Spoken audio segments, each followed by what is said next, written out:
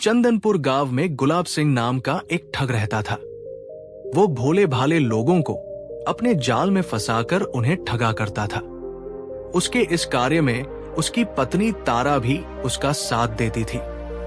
एक दिन तारा कहने लगी, स्वामी, आज तक आप भोले भाले लोगों को ही ठगते आए हो। कभी किसी चतुर बुद्धिमान व्यक्ति को ठग कर दिखाऊं तो मैं तुम्हारी ठगी का लोहा मानूं। गुलाब सिंह ने कहा, ठीक है तारा, आज मैं किसी चतुर व बुद्धिमान आदमी को ठग कर ही घर वापस लौटूंगा। ये कहकर गुलाब सिंह घर से निकलकर चौपाल के पास से गुजरा तो वहां खड़े लोग आपस में बातें करने लगे।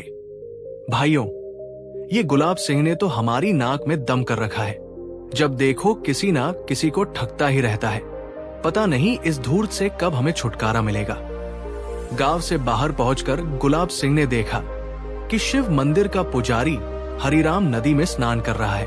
वो सोचने लगा, सुना है हरिराम बहुत ही चतुर आदमी है और इसके पास धन भी बहुत अधिक है। क्यों ना आज इसे ही मैं अपना शिकार बनाऊं।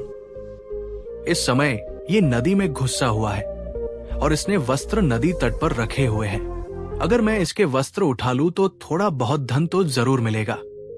ये सोचकर वो दबे पाव नदी तट पर पहुंचा और जैसे ही वस्त्र उठाने लगा तो पुजारी ने उसे देख लिया और कहने लगा, गुलाब सिंह, तुम मेरे वस्त्र क्यों उठा रहे हो? क्या वस्त्र लेकर भागने का इरादा है?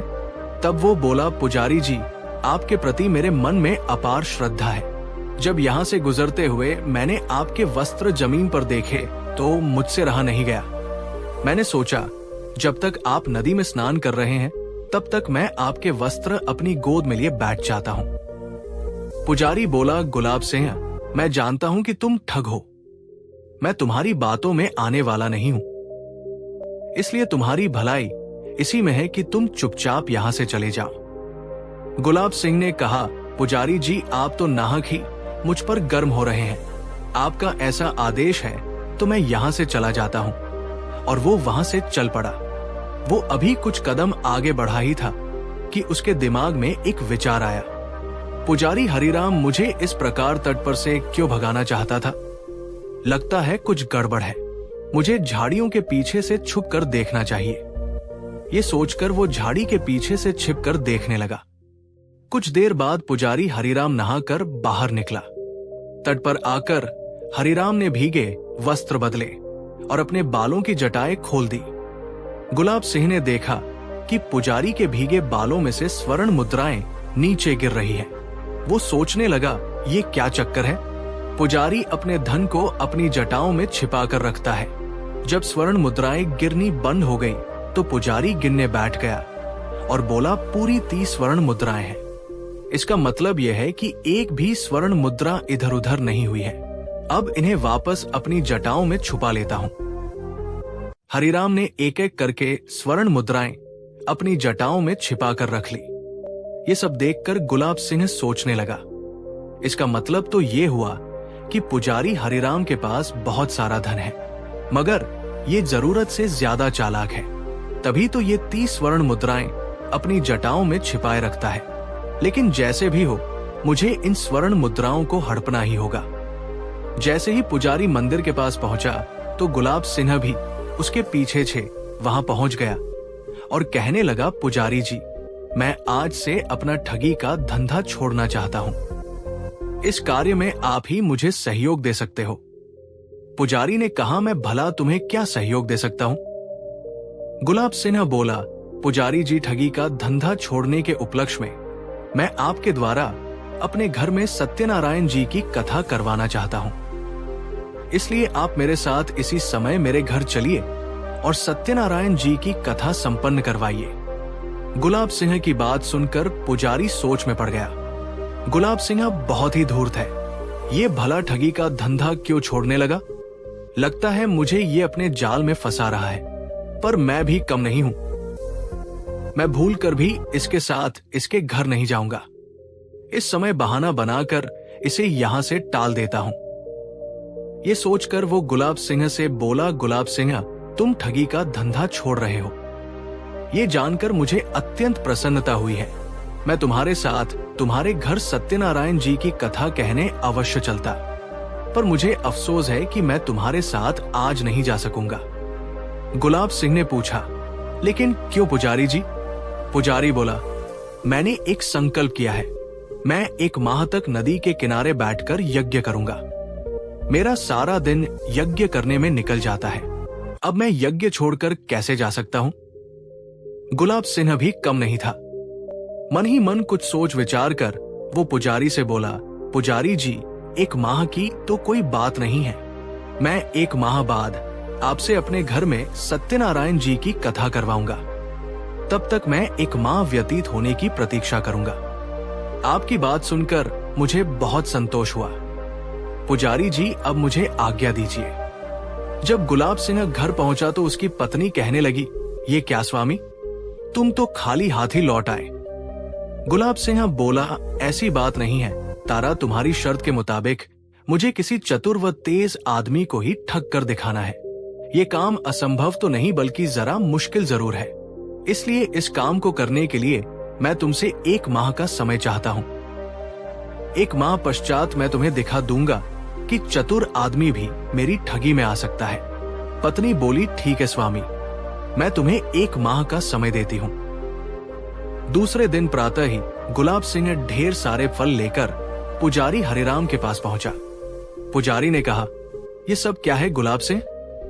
गुलाब सिंह बोला, पुजारी जी, आज तक मैंने बहुत पाप किए हैं। इन फलों को लेकर मुझ पर कृपा कीजिए। पुजारी सोचने लगा, मैं तो समझता था कि गुलाब सिंह बहुत ही चालाक व धूर्त आदमी है, पर यह तो बिल्कुल मूर्ख प्रतीत होता है। बिना वजह इतने सारे फल लेकर आया है। लगता है इसे बहुत बड़ा फायदा होने वाला है। दूसरी ओर गुलाब सिंह सोच रहा था, पुजारी, अब मैं इसी प्रकार रोज तुझे कुछ ना कुछ दे जाया करूंगा, ताकि एक दिन तुझे मेरे ऊपर विश्वास हो सके और तू बिना आनाकानी के मेरे साथ मेरे घर चल सके। अब गुलाब सिंह प्रतिदिन पुजारी को कुछ ना कुछ खाने की वस्तु दे जाया करता था। इसी प्रकार धीरे धीरे पूरा 1 माह व्यतीत हो गया। एक दिन गुलाब सिंह बोला, पुजारी जी, 1 माह व्यतीत हो चुका है। अब तो आपको मेरे घर सत्यनारायण की कथा करने के लिए चलना ही होगा। पुजारी सोचने लगा, इस 1 माह के अंदर गुलाब सिंह का स्वभाव बहुत बदल चुका है। अब इसके घर चलने में कोई बुराई नहीं है। ये सोचकर वो बोला, गुलाब सिंह, भक्तों का उद्धार करना मेरा परम कर्तव्य है। चलो मैं तुम्हारे साथ तुम्हारे घर चलता हूँ।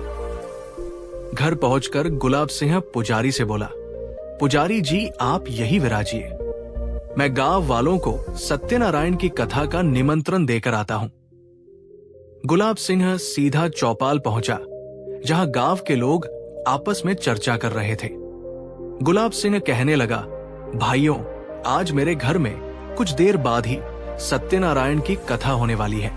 आप सभी लोगों को कथा सुनने आना है।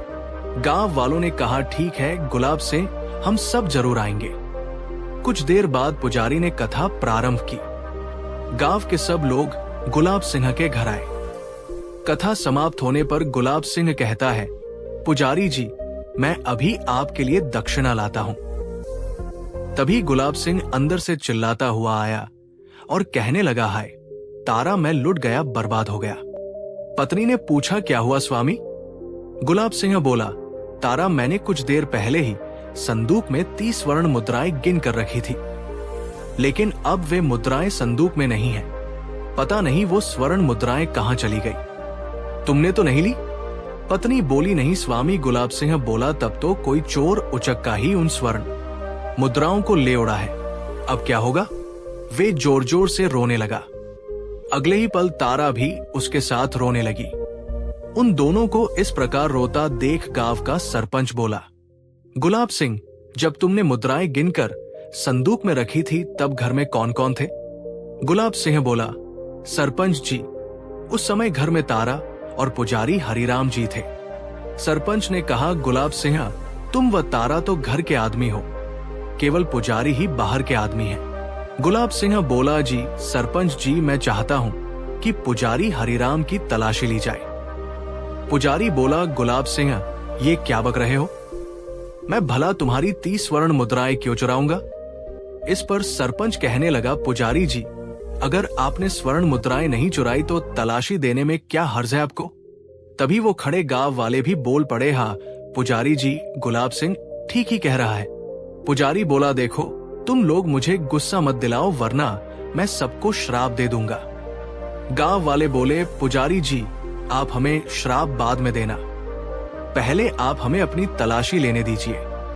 पुजारी सोचने लगा, क्या गुलाब सिंह को पहले से ही मालूम था कि मैं अपनी जटाओं में 30 स्वर्ण मुद्राएं छुपा कर रखता हूं। हे भगवान, अब मैं इनके सामने चोर सिद्ध हो जाऊंगा।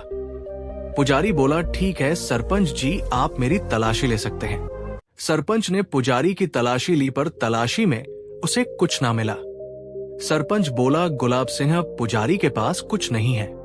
ये सुनकर गुलाब सिंह हाथ जोड़कर पुजारी से बोला, पुजारी जी बुरा ना मानिए, अब अंत में अपनी जटाओं को भी खोल कर दिखा ही दीजिए।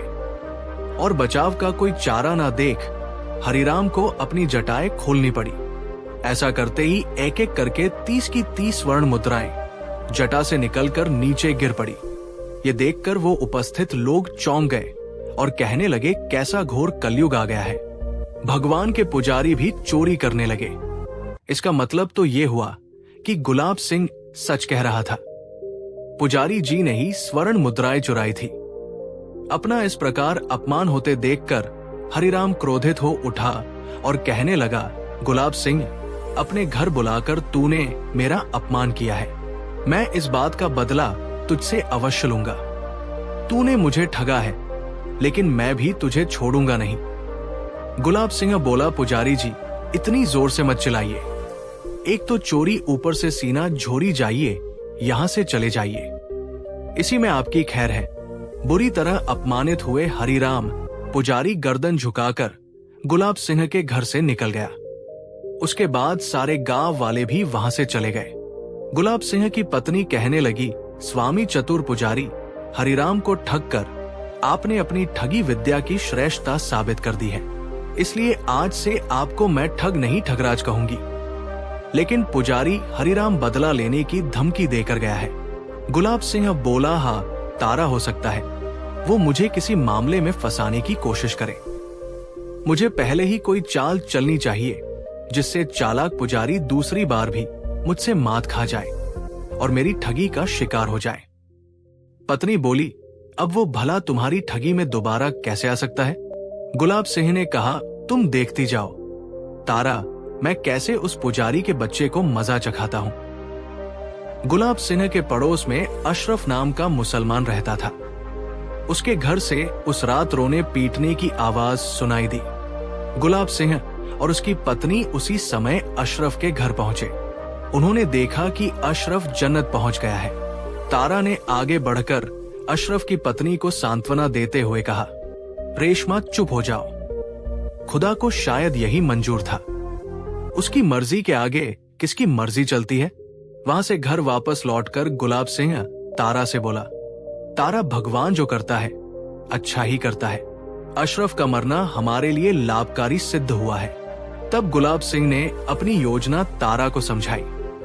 अगले दिन सुबह सुबह अशरफ का जनाजा लेकर गुलाब सिंह और कुछ लोग कब्रिस्तान पहुंचे। वहां कब्र खोदकर अशरफ को दफनाया गया। रात का अंधेरा फैलते ही गुलाब सिंह फावड़ा और एक बोरी लेकर कब्रिस्तान पहुंचा। वो फावड़े से अशरफ की कब्र को खोदने लगा। कुछ देर बाद ही अशरफ की लाश कब्र से बाहर निकाल ली। गुलाब सिंह ने जल्दी से अशरफ की लाश को बोरी में भरा और कंधे पर लाद कर वहां से चल पड़ा। घर पहुंचकर उसने अशरफ के शरीर को सफेद चादर में लपेट दिया और तारा से बोला, अब तू अशरफ की लाश के पास बैठकर जोर जोर से रोना शुरू कर दे। मैं जाकर दूसरे कमरे में छिप जाता हूं। तेरे रोने की आवाज सुनकर जब गांव वाले आए तो तू उनको कहना कि मेरा पति मर गया है। हाँ, एक बात का ध्यान रखना, कोई भी चादर हटाकर मेरा मुंह देखना चाहे तो उसे फौरन ही रोक देना और कहना कि मेरे पति मरते समय कह कर गए थे कि अपने जीवन काल में उन्होंने बहुत गलत काम किए थे, इसलिए वे चाहते थे कि उनके मरने के बाद कोई भी उनके मुंह को ना देखे। ये कहकर गुलाब सिंह जल्दी से दूसरे कमरे में जाकर छिप गया। इधर तारा शव के पास बैठकर विलाप करने लगी। हाय मैं लुट गई, बर्बाद हो गई। तभी पड़ोस की कुछ औरतें आकर कहने लगी, क्या बात है तारा, तुम रो क्यों रही हो? तारा बोली, अरे बहन देख नहीं रही, मेरे पति की लाश पड़ी हुई है, मेरा सुहाग उजड़ गया है। औरतों ने कहा, ओह ये तो बहुत बुरा हुआ। शाम तक तो गुलाब सिंह बिल्कुल ठीक ठाक था, अचानक ही वो कैसे मर गया? तारा ये सुनकर जोर जोर से रोने लगी। औरतों ने कहा, तारा भगवान ने तेरे साथ बहुत बड़ा जुल्म किया है, पर अब क्या हो सकता है? तभी एक युवती बोली, तारा चादर हटाकर आखिरी बार गुलाब सिंह का चेहरा तो दिखा दे। तारा बोली, नहीं नहीं बहन, ऐसा गजब मत करना, मेरे पति की अंतिम इच्छा थी कि मरने के बाद कोई भी चादर हटाकर उनका मुंह ना देखे। युवती बोली, तब तो मैं गुलाब सिंह का मुंह नहीं देखूंगी, क्योंकि मरने वाले की अंतिम इच्छा अवश्य पूरी करनी चाहिए। तब गांव वाले मिलजुल कर उसे उसी समय श्मशान लेकर चल पड़े और उसका अंतिम संस्कार कर दिया। दूसरी तरफ सुबह मंदिर के पुजारी हरिराम ने जब गुलाब सिंह की मृत्यु का समाचार सुना तो वो बहुत खुश हो उठा और कहने लगा, भगवान तू बड़ा ही दयालु है, गुलाब सिंह को मारकर तूने मेरी पुकार सुन ली। अच्छा हुआ जो मेरा अपमान करने वाला गुलाब सिंह इतनी जल्दी मर गया। इधर दूसरी ओर गुलाब सिंह कहने लगा, तारा गांव वालों को पूरी तरह विश्वास हो गया है कि मैं सचमुच ही मर गया हूं, अब तुम मेरा कमाल देखना। उसी रात गुलाब सिंह पुजारी के पास पहुंचकर कहने लगा, पुजारी जी राम राम, कहो कैसे हालचाल है, सब ठीक तो है ना? पुजारी घबरा कर कहने लगा, गुलाब सिंह तुम तो कल मर गए थे, फिर जिंदा कैसे हो गए? गुलाब सिंह बोला, हाँ पुजारी जी, मैं गुलाब सिंह ही हूं, मैं कल ही मरा था, मरकर मैं सीधा स्वर्ग चला गया था, वहां पर बहुत ही सुख है। पुजारी ने कहा, क्या तुम सच कह रहे हो? गुलाब सिंह बोला, और क्या अब मैं मरकर क्या झूठ बोलूंगा? पुजारी जी, मैं कल मरा था और मरकर सीधा स्वर्ग चला गया, मैं तुम्हें वहां का स्वर्ग भ्रमण पत्र दिखाता हूं, जिससे मैंने तीनों लोकों का भ्रमण किया है, तब तुम्हें यकीन हो जाएगा। गुलाब सिंह ने एक सफेद कागज जेब से निकाला और पुजारी को दे दिया। कागज देखकर पुजारी ने कहा, गुलाब सिंह, इस कागज पर तो कुछ भी नहीं लिखा है, कागज तो बिल्कुल कोरा है। गुलाब सिंह बोला, पुजारी जी आप बहुत भोले हैं, स्वर्ग की लिखाई क्या आपको ऐसी ही दिखाई दे जाएगी? इस कागज को दीपक की लौ पर घुमाओ, ऐसा करने से कागज की लिखाई साफ दिखाई देगी। फिर हरिराम ने तुरंत दीपक की लौ पर कागज घुमाया। ऐसा करते ही हरिराम को उस कागज पर लिखा हुआ सब कुछ नजर आने लगा और वो बोला, गुलाब सिंह तुम तो बिल्कुल ठीक कह रहे हो, इस पर तो स्वर्ग भ्रमण पत्र ही लिखा है। गुलाब सिंह तुम धन्य हो जो ठग होते हुए भी मरकर स्वर्ग चले गए। गुलाब सिंह बोला, पुजारी जी, यदि आप चाहें तो मैं आपको भी स्वर्ग की यात्रा करवा सकता हूं, लेकिन इसके लिए आपको थोड़ा धन खर्च करना पड़ेगा। पुजारी ने कहा, धन खर्च करना पड़ेगा, लेकिन इस कार्य में धन का क्या प्रयोग होगा? गुलाब सिंह बोला, पुजारी जी आप क्या समझते हैं, महाठग होने पर भी क्या मुझे यूं ही स्वर्ग में जगह मिल गई थी? ऐसा बिल्कुल नहीं है, स्वर्ग की यात्रा हम ऐसे नहीं कर सकते, वहां पर भी रिश्वत चलती है। वहां के राजा धर्मराज है जो स्वर्ग का भ्रमण अपने रथ पर बिठाकर कराने ले जाते हैं और इस यात्रा के लिए रिश्वत देनी पड़ती है, तभी तो मुझ जैसे पापी को स्वर्ग यात्रा का सुख मिला। पुजारी ने पूछा, गुलाब सिंह इस काम के लिए कितना धन खर्च हो जाएगा? गुलाब सिंह बोला, कम से कम 100 स्वर्ण मुद्राओं की रिश्वत तो देनी ही होगी। पुजारी जी, ये सुनकर पुजारी कहने लगा, 100 स्वर्ण मुद्राएं, ये तो बहुत ज्यादा है, मेरे पास इतनी स्वर्ण मुद्राएं कहां से आएंगी भला? गुलाब सिंह ने कहा, सोच लो पुजारी जी, 100 स्वर्ण मुद्राओं में स्वर्ग की यात्रा कोई बुरी नहीं है, ऐसा मौका जीवन में बार बार नहीं आता। पुजारी सोचने लगा, गुलाब सिंह ठीक कह रहा है, मुझे इसकी बात मान लेनी चाहिए। ठीक है, मुझे तुम्हारी बात मंजूर है। पुजारी ने कहा। गुलाब सिंह ने कहा, तो जल्दी से 100 स्वर्ण मुद्राएं लेकर आइए। गुलाब सिंह को वही छोड़कर हरिराम मंदिर में चला गया। कुछ देर बाद लौट कर आया और बोला, लो गुलाब सिंह, पूरी 100 स्वर्ण मुद्राएं हैं, स्वर्ण मुद्राएं लेने के पश्चात गुलाब सिंह ने कहा, पुजारी जी, बाहर झाड़ियों के पीछे स्वर्ग का विमान खड़ा है। तुम्हें आंखों पर पट्टी बांधकर विमान में बैठना होगा। एक बात ध्यान रखना, चलते समय विमान में से गद्दे जैसी आवाजें निकलती रहती है, उससे तुम बिल्कुल ना डरना। और हाँ, स्वर्ग का रास्ता थोड़ा उबड़ खाबड़ है, इसलिए रास्ते में विमान में धक्के लगते हैं। इसी वजह से आंखों पर पट्टी बांधनी पड़ती है, जिससे कि चक्कर ना आए। तुम थोड़ी हिम्मत से काम लेना और घबराना नहीं। अब तुम जल्दी से आंखों पर पट्टी कसकर बांध लो, मैं विमान लेकर आता हूं। कुछ देर में गुलाब सिंह गधा लेकर आया और बोला, पुजारी जी, मैं विमान लेकर आया हूं, आप जल्दी से इस पर बैठ जाइए। ये कहकर गुलाब सिंह ने हरिराम को गधे पर बिठाया और गधे की पूंछ में एक पत्र बांध दिया। फिर कहने लगा, पुजारी जी, अब ये विमान तुम्हें स्वर्ग के द्वार पर ले जाकर ही रुकेगा। पुजारी बोला, क्या तुम मेरे साथ विमान पर नहीं बैठोगे? गुलाब सिंह ने कहा, नहीं पुजारी जी, मैं दूसरे विमान में बैठकर स्वर्ग पहुंचूंगा। एक बात ध्यान रखना, जैसे ही विमान तुम्हें स्वर्ग के द्वार पर ले जाकर रुके, तुम फौरन आवाज लगाना, धर्मराज, मुझे आकर स्वर्ग में ले जाओ।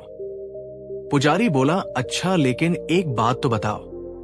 गुलाब सिंह बात काटते हुए बोला, पुजारी जी, इतनी उत्सुकता ठीक नहीं है। जब आप स्वर्ग जा ही रहे हैं तो स्वयं ही अपनी आंखों से वहां का वातावरण देख लेना। फिर भी आपकी जानकारी के लिए बता दूं, स्वर्ग के ठाट बाट की बात ही कुछ और है।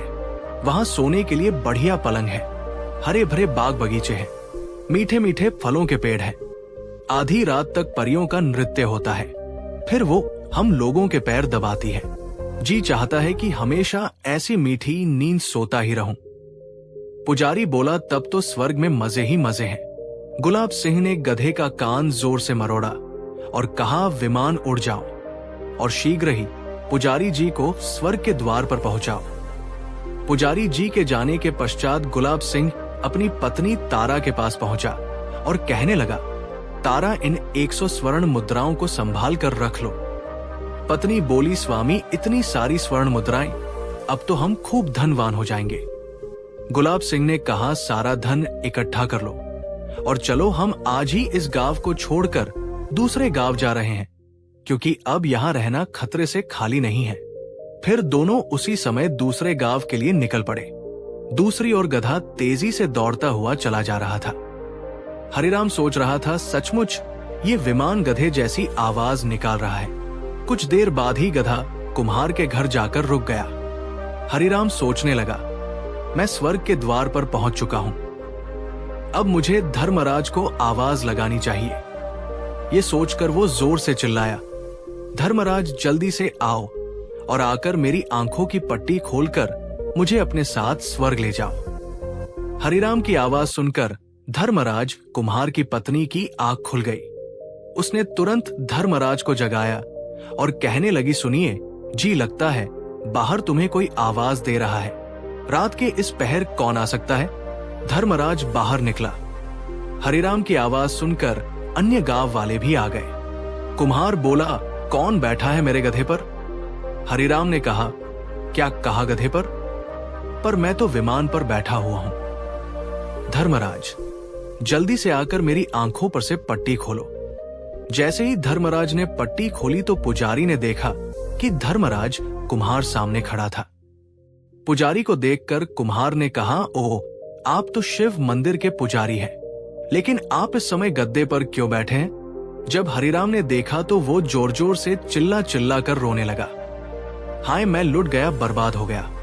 वहां इकट्ठे हुए सब लोग कहने लगे, लेकिन हुआ क्या पुजारी जी? हमें भी तो कुछ बताओ। इस पर पुजारी ने बताया, भाइयों, मुझे गुलाब सिंह ने ठग लिया है। हाय, अब मैं क्या करूं? गांव वालों ने कहा, गुलाब सिंह है ठग, लेकिन वो तो मर चुका है।